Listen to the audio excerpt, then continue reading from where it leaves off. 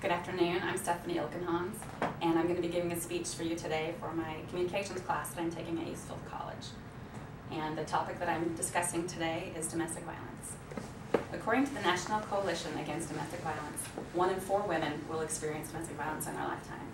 That's 1 in 4 of our sisters, 1 in 4 of our mothers, our friends, our daughters. Lovesrespect.org states that 1 in 5 teenage girls who have been in a serious relationship report being slapped, hit, or pushed by their partners. 1 in 3 girls report being concerned for their physical safety. Domestic violence is a serious issue. Women are dying every year. The Texas Council on Family Violence reports that every year, between 1,000 and 1,600 women are killed at the hands of their male partners. Last year, 111 of those women were killed here in Texas. Domestic violence knows no bounds. The National Crime Prevention Council states that reports from public records, victim services, and academic studies show domestic violence exists equally in every socioeconomic group, regardless of race or culture. Domestic violence also affects the children that witness the abuse. The group Ending the Cycle of Violence states that children who witness violence at home display emotional and behavioral disturbances, such as withdrawal, low self-esteem, nightmares, self-blame, and aggressive tendencies against peers, family members, and property. According to the National Coalition Against Domestic Violence, most cases of domestic violence are never reported to the police. So how are we going to help if nobody knows if it's not being reported to the police? Well, we need to be aware of the signs of domestic abuse. From the website helpguide.org, people being abused may seem afraid or anxious to please their partner, go along with everything their partner says or does. They check in often with their partner, receive frequent harassing phone calls, talks about their partner's tempers.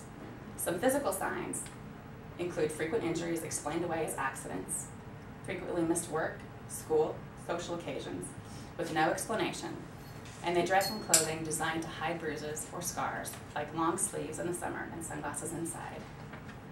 There's a more extensive list included in the handout that I've given you, including a list of how to know if you yourself are being abused, if you are in an abusive relationship.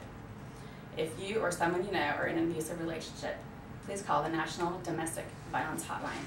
The number is 1-800-799-SAFE or 1-800-799-7233. I've included other local government organizations you can contact for help and services.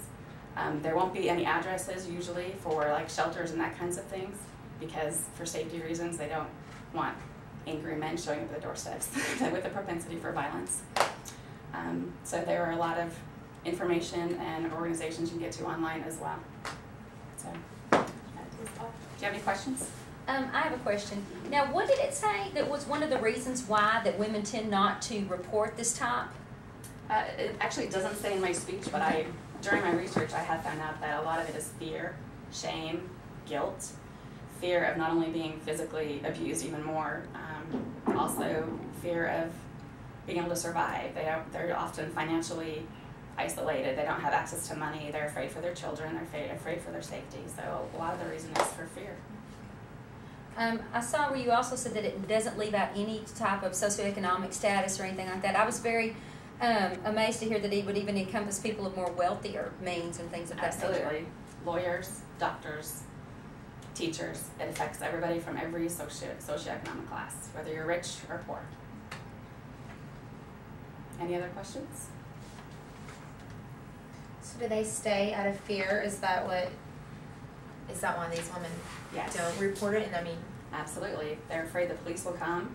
The police they'll either take their partner away and then when they come back they'll get a worse beating, or they won't take their partner away and they'll get a worse beating, or they'll be even more isolated than they already are from their friends and family. Now, what was the amount of women that you said had been killed in Texas? Was it Texas this year, or was that a national number? In 2009, 111 women were killed in Texas alone. So if you probably multiply that by 50, because of all 50 states, if we have either higher or the same amount, that's a lot of women. That is per year. A lot of women, absolutely.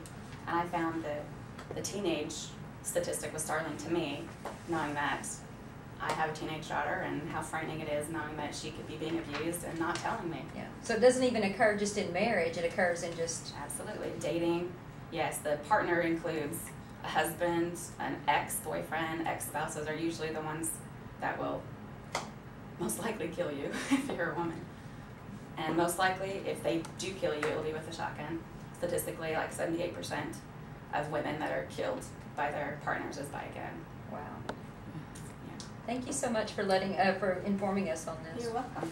I hope you guys take action. We appreciate that. Thank you. Thank you.